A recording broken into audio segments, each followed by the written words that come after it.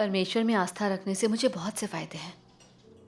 सीधी सी बात है, लोगों को ये समझना चाहिए कि वो क्यों जी रहे हैं। दुविधा में गुजरने वाली जिंदगी बेकार है। हमें परमेश्वर में आस्था क्यों होनी चाहिए? क्योंकि इंसान को बनाने वाले परमेश्वर हैं। हमारा जीवन, बीमारी, मृत्यु, खुशियां, दुख और किस्मत सब परमेश्वर के हाथों में है। लोग अक्सर कहते हैं जब लोग कर्म करते हैं तो स्वर्ग देखता है, या परमेश्वर के आगे इंसान कमजोर है। अगर हमारी कथनी करनी परमेश्वर की इच्छा के अनुरूप है तो हमें परमेश्वर की आशीषें मिलेंगी। अगर हम परमेश्वर का अनुसरण करें तो हमें परमेश्वर की सुरक्षा मिलती है और हमारा जीवन शांति और आनंद से भर जाता है। दुनिया इतनी अंधकारमय और दुष्ट क्यों है? आखिर लोग इतने भ्रष्ट क्यों हैं? लोगों के पास इसका कोई जवाब नहीं है।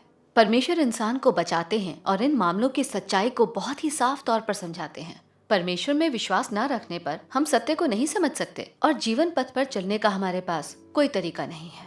परमेश्वर में अपने इतने वर्षों के विश्वास में मैंने परमेश्वर के बहुत से वचन पढ़े हैं। मैंने जिंदगी से जुड़े रहस्यों के सत्य को समझा है। साथ ही मैंने दुनिया के अंधेरे के मूल को जाना है। मैंने इस बात को समझा है कि लोग इसलिए दुष्ट हैं क्योंकि शैतान ने इंसान को भ्रष्ट कर दिया है। मैंने ये भी जाना है कि कैसे लोगों के पास सत्ता होती है। जीवन में इतना खालीपन और मुसीबतें क्यों हैं? इसका मूल कारण क्या है? इंसान कहाँ से आता है और कहाँ जाता है? इंसान को जन्म देने के पीछे परमेश्वर की क्या इच्छा है? परमेश्वर किन्हें बचाता है और किन्हें शाप देता है? इंसान के अंत और मंजिल का पता कैसे लगाया जा सकता है? मैंने इन रहस्यों के पीछे के सत्य को समझा है। इससे मेरा दिल बहुत रोशन हुआ है। मैंने जाना है कि शांति और आनंद पाने के लिए कैसे जिएं, परमेश्वर के आशीषों को पाने के लिए कैसे जिएं। हमारी अंधकारमय दुनिया में एकमात्र मसीह ही सत्य, मार्ग और जीवन है। प्रभु यीशु ने प्रकट होकर कहा कि मन फिराओ क्योंकि स्वर्ग का राज्य निकट आया है। आज प्रभु यीशु लौट आए हैं और स्वर्ग का राज्य धरती पर प्रकट हुआ है। अगर हम परमेश्वर का अनुसरण करें तो हम सत्य को जीवन की तरह पालेंगे।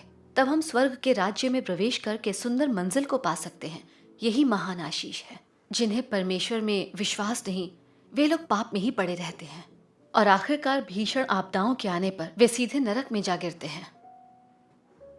स्वर्ग का राज्य धरती पर आ चुका है, तो अब तुम क्या चुनोगे?